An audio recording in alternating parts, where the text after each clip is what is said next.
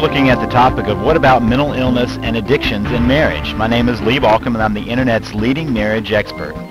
You know, marriage under the best of circumstances is tough. To hold it together, it's just tough. If you add on the issues of mental illness or addiction, many marriages fail. When I'm talking about mental illness, here we're talking about primarily depression, bipolar disorder, anxiety, those kinds of mental illnesses, not schizophrenia. Schizophrenia is oftentimes a showstopper just because it begins to be so debilitating.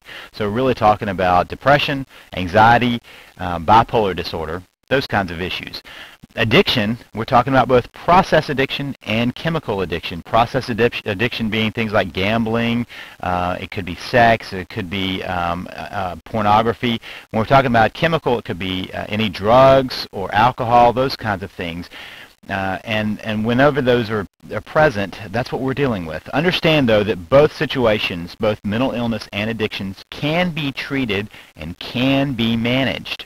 But if you leave it untreated, either will eat away at a marriage until it's impossible to turn it around.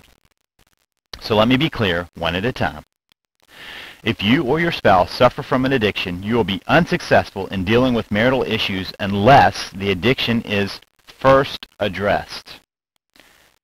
If you or your spouse suffer from a mental illness, you will be unsuccessful in dealing with marital issues unless the illness is first addressed and treated. Now, I say this because if you can address the issue and get a handle on it, you can then begin to work on the marital issues, but you can't do it in the reverse order. You can't wait until the marriage is back together to work on those issues because they are constantly getting in the way. So if it is your issue, if you're the one with the addiction or the mental illness, seek help from a qualified professional first, then follow the professional's treatment plan.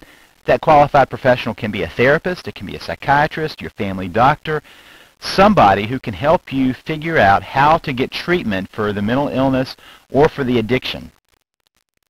Then be clear with your spouse that you are seeking treatment and are committed to dealing with the problem. Don't say you're doing it because of the marriage. Say you're doing it for you. You can't deal with the marital issues unless you deal with your own issues. Now, if it is your spouse's issues, it's a little more sticky. Be clear that he or she needs to get help before you can address the marriage. Just be clear about that. If you want to deal with our marriage, you're going to have to deal with your alcoholism, your depression, your whatever. And also remember that you cannot force a person to get help.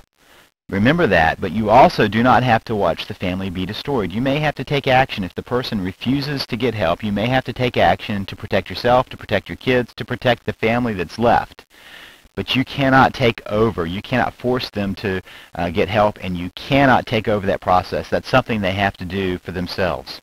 So let's say that you have already done that. You've addressed your issues, your spouse has addressed their issues. Then you might be ready to save your marriage. And if you want to learn more about saving your marriage, I want you to go now to www.savethemarriage.com. That's www.savethemarriage.com.